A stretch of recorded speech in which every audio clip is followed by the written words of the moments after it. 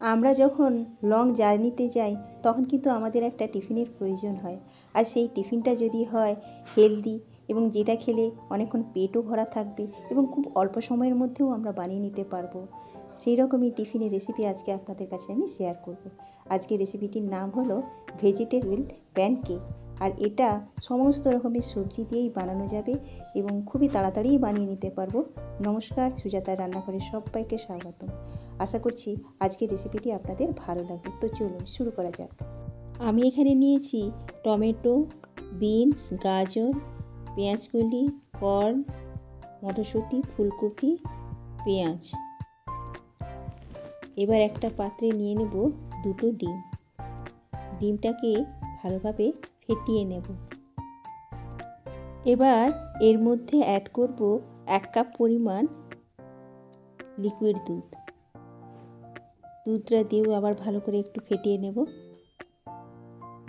এবার এর মধ্যে দেব 1/2 চামচ হলুদের গুঁড়ো, 1/2 চামচ লঙ্কার গুঁড়ো আর পরিমাণ মতো একটু নুন। আবারও ভালোভাবে একটু দুধ, ডিম আর এই মশলাগুলোকে নিয়ে একটু ভালোভাবে ফেটিয়ে নেব। ভালোভাবে ফেটানো হয়ে গেলেই এর মধ্যে অ্যাড করব 1 কাপ পরিমাণ ময়দা। ময়দাটা দিয়েও কিন্তু খুব ভালোভাবে ফেটাতে হবে যেন দলা পেকে না যায়। তো আপনারা এখানে ময়দা বা সুজিও ব্যবহার করতে পারেন। আর এর মধ্যে দিয়ে দেবো 1 চামচ পরিমাণ গোলমরিচের গুঁড়ো আর ওই যে কেটে রাখা সমস্ত সবজি সেটা এর মধ্যে অ্যাড করব। তবে আমি এই সবজিগুলোকে একটু হালকা ভাপিয়ে নিয়েছিলাম, আপনারা কাঁচাও করতে পারেন, তাতে কোনো অসুবিধা নেই। এবার ওগুলো সমস্ত কিছু ভালো করে মিশিয়ে নিয়েছি। এবার ওর মধ্যে দিয়ে দেব চিজটা আমি একটু সামান্য পরিমাণ দিয়েছি, খেতে একটু ভালো লাগবে তাই। এবার ওর মধ্যে দিয়ে দেবো একটু অরিগেনো আর দিয়ে দেবো একটু চিলি ফ্লেক্স। আর এতে দেবো 1/2 চামচের কম খাবার সোডা। খাবার সোডা দিয়ে একটু ভালোভাবে সব কিছুকে মিশিয়ে নেব। সব কিছু মেশানো হয়ে গেছে। এবার গ্যাসের উপরে একটা তাওয়া বসিয়েছি, ওতেই দিয়ে দেব 3 চামচ পরিমাণ সাদা তেল।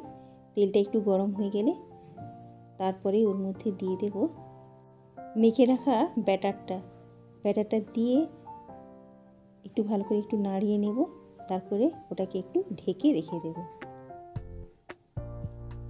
একেবারে লো ফ্লেমে এই রান্নাটা করতে হবে, না হলে কিন্তু তলায় পুড়ে যাবে। এবার কিছুক্ষণ পরে আমি ঢাকনাটা খুলে দেখব আমার তলার মধ্যে হয়েছে কিনা। আমি দেখলাম হয়ে গেছে। এবার ওটাকে একটু খুন্তির সাহায্যে তুলে নেব। নিয়ে এবারে একটা থালার সাহায্যে ওটাকে আমি উল্টিয়ে দেব। প্রথমে তার থালাতে ঢেলে নেব।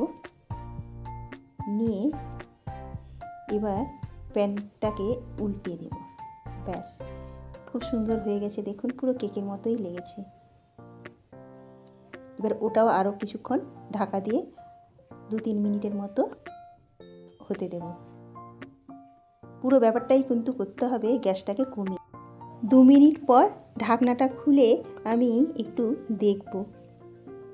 এবার একটু খুন্তির সাহায্যে ওই কেকটাকে একটু তুলে দেখব ওই পিঠটা হয়েছে কিনা।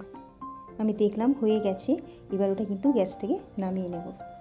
আচ্ছা, এই ব্যাটারটাকে কম করে দিয়ে ছোটো ছোটো রোলের আকারেও আপনারা বানিয়ে নিতে পারেন, কিন্তু ওটা একটু সময় লাগে। যেহেতু আমি বাইরে গিয়েছিলাম সেই কারণে আমি একসাথে দিয়ে প্যানকেক আকারে বানিয়ে নিয়েছি এবং ওটা ঢাকা দিয়ে কিন্তু আমি তার মাঝে অনেক কাজও করতে পেরেছি।